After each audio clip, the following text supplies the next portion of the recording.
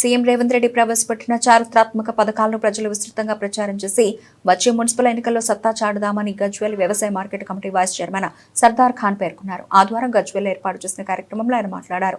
గజ్వేల్లో బలహీనంగా ఉన్న కాంగ్రెస్ పార్టీ బలోపేతానికి మాజీ ఎమ్మెల్యే తోంకుంట నర్సారెడ్డి నేతృత్వంలో పార్టీ శ్రేణులు కష్టపడి పనిచేస్తున్నట్లు స్పష్టం చేశారు. ఈ కార్యక్రమంలో మున్సిపల్ కాంగ్రెస్ అధ్యక్ష కార్యదర్శులు మొనగారి రాజురాములు గౌడ, మస్జిద్ committee chairman Madeen, youth Congress నియోజకవర్గ అధ్యక్షులు అజహర్, నాయకులు లక్ష్మారెడ్డి, గుంటుకు శ్రీనివాస్, అస్గర్, గాడిపల్లి శ్రీనివాస్, రమేష్ గౌడ్, కొండలరెడ్డి, శివులు, గుంటుకు మహేష్, మల్లారెడ్డి, జహంగీర్, అంజీ, షాహిద్, సురేష్, ప్రేమ్ కుమార్, భగవంత్ రెడ్డి తదితరులు పాల్గొన్నారు.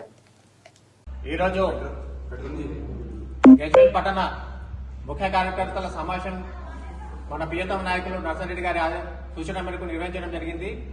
ఇక్కడ ఉన్న ప్రతి కాంగ్రెస్ కార్యకర్త రాబోయే మున్సిపల్ ఎన్నికలు మున్సిపల్ కాంగ్రెస్ జెండా ఎగరేయాలనే దృఢ సంకల్పంతో ప్రతి కాంగ్రెస్ కార్యకర్త ఒక సైనికుడిగా పనిచేయాలని నిర్ణయించుకోవడం జరిగింది. ముఖ్యంగా గత 18 నెలల నుండి రేవంత్ రెడ్డి కాంగ్రెస్ ప్రభుత్వం ఏర్పడిన తర్వాత తీసుకొచ్చిన సంక్షేమ పథకాలతో ఈరోజు మాకు కాంగ్రెస్ పార్టీకి బలం చేకూరింది.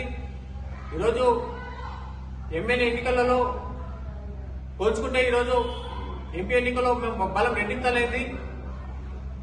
రాబోయే స్థానిక సంస్థ ఎన్నికల్లో కూడా మేము విజయం సాధిస్తాం. ఎందుకంటే ఈరోజు రేవంత్ రెడ్డి సర్కార్ చేసినటువంటి సంక్షేమ పథకాలే మాకు ఆయుధాలు ఉన్నాయి.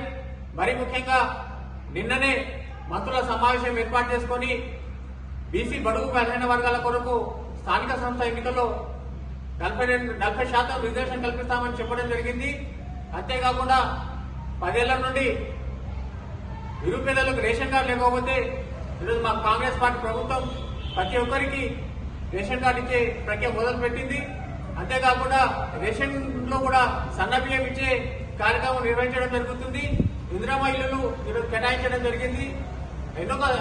అనేక సంక్షేమ కార్యక్రమాలతో ఈరోజు ముందుకు సాగుతున్న మా రేవంత్ రెడ్డి సర్కారే మా గజ్వేల్ పట్టణాన్ని కూడా మాకు ఒక ఆయుధంగా తయారై రేపు రాబోయే ఎన్నికల్లో మేము గెలుస్తున్నాం.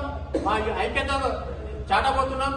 మా కాంగ్రెస్ పార్టీ గెలిపే మాకు లక్ష్యంగా మేము పనిచేస్తామని ఈ సందర్భంగా మా కార్యకర్తలు ప్రమాణ చేయడం జరిగిందని కూడా ఈ సందర్భంగా తెలియజేస్తున్నాం.